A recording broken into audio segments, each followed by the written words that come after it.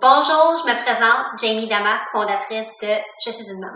Que ce soit notre site internet, notre page Facebook, notre rassemblement annuel ou encore notre web télé, Je suis une maman vous accompagne à travers toutes les étapes de la maternité.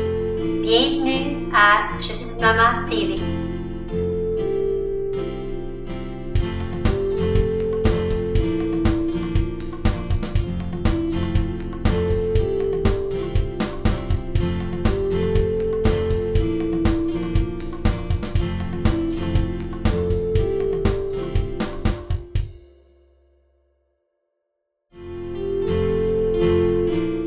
Je suis très contente parce que ce matin, on a deux invités, en fait deux collaboratrices au site Je suis une maman, Julie et Maude. Bon matin. Bonjour. Et puis ce matin, on va discuter d'un sujet qu'on n'en parle pas souvent. Et quand je t'ai lu, parce que tu as écrit un super article dans le Châtelaine de décembre dernier, j'avais également écrit un article qui abordait un peu le même sujet. Et on va commencer par en parler ce matin. Donc, ton article, Le Québec n'aime pas ses enfants.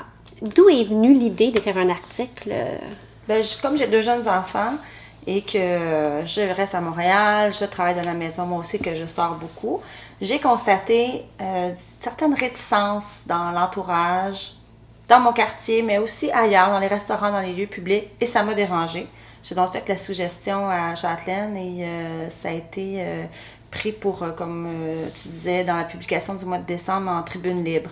Donc, c'est vraiment une prise de position que j'ai faite. C'est pas comme journaliste que je suis là, mais plutôt comme maman qui est un peu tannée. Donc, j'ai fait un genre de montée de lait sur l'espèce d'intolérance qu'on voit chez les gens. Et puis, dans le fond, moi, l'article que j'ai écrit, je disais que parfois, je trouve qu'on est dans un monde très individualiste et je l'ai plus remarqué depuis que je suis parent. Toi, Julie, qu'est-ce que tu en penses? Ben oui, absolument. Par rapport à l'éducation des enfants, moi aussi, je suis d'accord avec toi. Moi, je pense souvent à, quand on pense à d'autres sociétés, comme souvent en Afrique, on entend l'expression « ça prend un village pour élever un enfant ». Ben ici, je pense pas que c'est le cas. Nous, on a notre rôle de parents, on a l'équipe à l'école ou bien à la garderie, donc les professeurs, les éducateurs qui jouent un rôle, nos parents, donc les grands-parents qui jouent un rôle. Mais en dehors de ça, on se mêle plus ou moins de l'éducation des autres enfants. Même des fois, si on voit des trucs, quelque chose qui serait flagrant et qui mettrait, qui serait un risque pour l'enfant, c'est sûr que je vais intervenir. Mais si c'est juste quelque chose qui me fatigue puis qui n'est pas dans ma façon d'élever mes enfants, ben je vais me garder une petite gêne puis j'en parlerai pas. Donc, dans ce sens-là, je trouve qu'effectivement, on est très individualiste par rapport à l'éducation des enfants, en tout cas. Puis, côté famille, est-ce que vous trouvez que ça a changé lorsque vous étiez enfant et aujourd'hui? Est-ce que vous voyez une différence? Moi, ce que je remarque, en tout cas, c'est peut-être l'aide, le réseautage. À l'époque, il y avait les relevailles, il y avait la famille, soit les sœurs de ma mère ou les sœurs de mon père, qui à la naissance de moi et de mes deux sœurs, qui étaient donc peut-être plus présents. Donc, des gens, c'est ce qu'on appelait les relevailles, en fait, les mamans qui aident d'autres mamans, ce qui se fait beaucoup dans d'autres pays. Aujourd'hui, on n'a plus ça. Donc, on est un peu chez soi, puis peut-être que ta voisine a vu exactement les mêmes choses que toi. Elle a son nouveau-né, elle allait aux 2 heures, elle est fatiguée, elle est tannée, elle se sent seule. Puis toi, tu es dans la maison à côté, tu vis la même affaire, mais l'une et l'autre, on ne le sait pas nécessairement. Donc, je pense que le réseau a beaucoup changé. Bien, entre autres aussi, je pense que avant, les femmes étaient beaucoup à la maison et donc se retrouvaient au parc, il y avait plein d'enfants, ils se parlaient peut-être un peu plus. Moi, c'est sûr, par exemple, que dans mon réseau d'amis, j'ai vraiment cette chance-là. On se parle beaucoup de l'éducation des enfants, puis on se dit les vraies affaires, puis on se le dit que c'est difficile parce que souvent, là, il faut jouer à la superwoman, puis que « oh non, moi, il fait toutes ses nuits, puis il n'y a pas de problème. » Mais c'est pas tout le temps vrai, puis c'est difficile d'élever des enfants. Mais moi, ça dédramatise la situation de savoir que ma chum, qui vit à quelques maisons de chez nous, ben, elle vit les mêmes choses, puis qu'elle me dit « Regarde, Julie, ça va bien aller, inquiète-toi pas, ils sont bien partis tes garçons, tout va bien. » Donc, j'ai un réseau d'amis, mais en dehors de ça, effectivement... Puis, est-ce que vous trouvez que le manque de temps, parce que justement, on est super occupés, on travaille pas mal de mères travaillent à temps plein, la famille, la maison, les enfants, les activités parascolaires que je trouve que, tu sais, personnellement, il y en a beaucoup, on est très occupés. Ça a-tu un rôle à jouer, ça, avec le fait qu'on soit peut-être plus individualiste? Bien, peut-être qu'on a moins le temps. On a moins le temps, donc on a moins le temps de s'attarder aux autres, de s'ouvrir, parce qu'on se dit là, si je parle la conversation, mais là, il faudrait que je l'habille, il faudrait que je m'en aille, il faudrait dîner, il y a la sieste, il faudrait bien que j'y aille. Des fois, il y a peut-être un espèce de raccourci qu'on fait, mais qui est dans le fond d'un manque de civisme. Puis j'en parle dans mon article, c'est dans Châtelaine. Je trouve qu'il y a un manque de civisme, un manque d'humanisme, un manque d'ouverture aux autres. Et donc un manque d'écoute. Puis je pense que c'est un peu un danger dans notre société quand c'est rendu que tu prends justement des raccourcis parce que t'as pas le temps, parce que tu es trop occupé. Ouais. C'est un peu... c'est dommage. On manque des occasions, des opportunités de partager et donc de s'aider. Puis est-ce qu'en tant que mère avec vos enfants, trouvez-vous que vous avez un rôle important à jouer pour justement les éduquer à l'entraide et au partage et justement pour pas être dans son petit cocon? Ou... Oui, c'est sûr. Moi, ça fait plusieurs fois que je pense à... J'aimerais donc ça aller faire du bénévolat avec mes enfants, ne serait-ce que le panier de Noël en décembre. Puis honnêtement, je l'ai jamais fait. OK. Puis là, tu vois, je le dis, puis je le constate. Puis c'est vrai que je trouve ça plate parce que je me dis, il me semble que j'aurais besoin que mes enfants posent un geste concret pour aider dans la société, parce que c'est vrai qu'eux autres aussi, ils sont peut-être leurs petites personnes, puis pourtant, le partage, c'est tellement quelque chose qu'on essaie de donner comme valeur à nos enfants. Puis au-delà même de la période des fêtes, il y a aussi juste le fait d'être gentil. La gentillesse, on l'apprend. Nous, on a ça comme valeur chez nous, puis on veut que les enfants soient gentils, pas pour avoir quelque chose en retour, pas si t'es gentil, tu vas avoir quelque chose, juste d'être gentil envers les autres parce que c'est une belle attitude, parce que c'est le fun, puis parce que ça fait du bien à toi et aux autres. Ça, je pense qu'en tout cas, chez nous, on essaye de montrer aux enfants qu'être gentil puis que d'aller vers les autres, c'est toujours une bonne idée.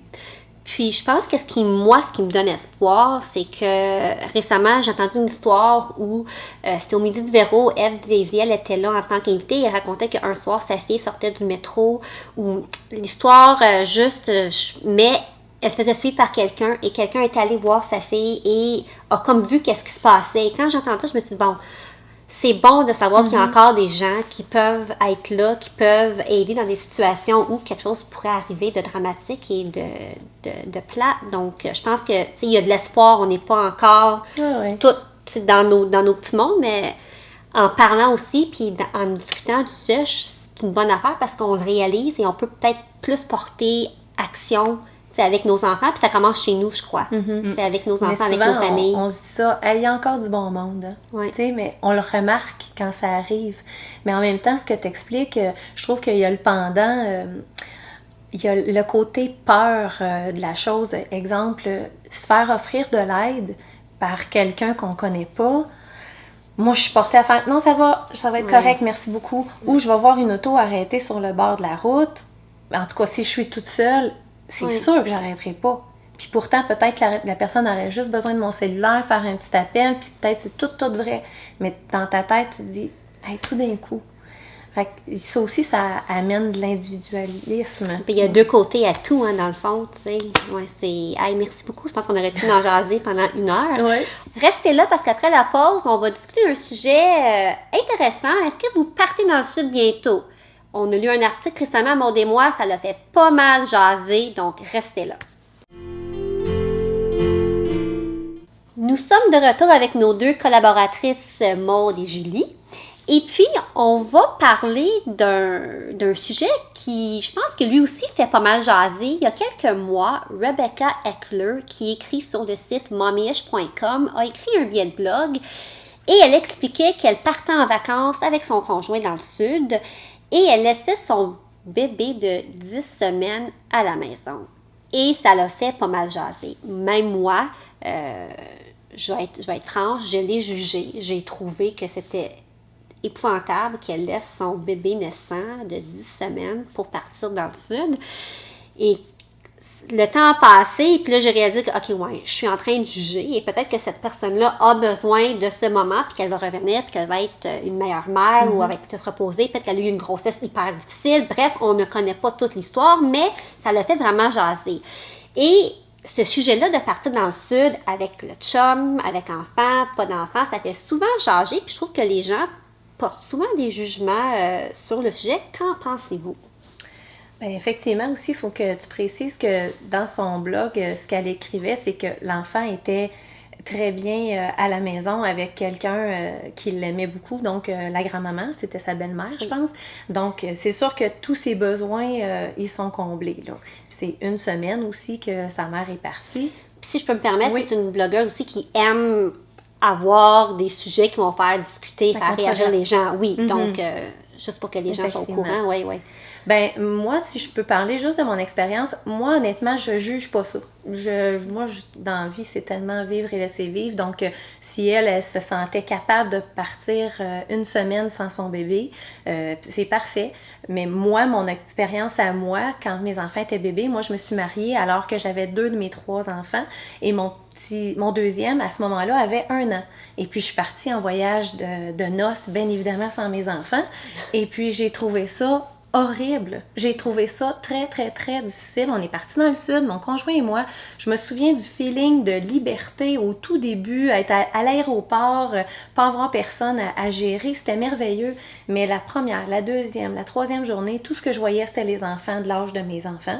Qu'un tel Antoine aurait donc aimé ça, jouer avec lui. Oh, j'aurais pu coucher Émile sur la plage, tout bien installé. J'avais que ça. Je me morfondais. Au point où est-ce qu'à un moment donné, il a fallu que je me parle dans le milieu de la semaine pour me dire, là, passe à travers le reste de ta semaine, là, parce que ton nouveau mari, là, il est pogné avec ça, là. Mais est-ce que c'était plus de la culpabilité ou de l'ennui? Dans mon cas, c'était de l'ennui, Ok, honnêtement. vraiment, là. Oui, c'était vraiment de l'ennui. Pour moi, bébé, c'était trop difficile. Aujourd'hui, je le ferais assez sans problème. Mais ils ont 13, 11 et 8. OK. Donc, je partirais, oui.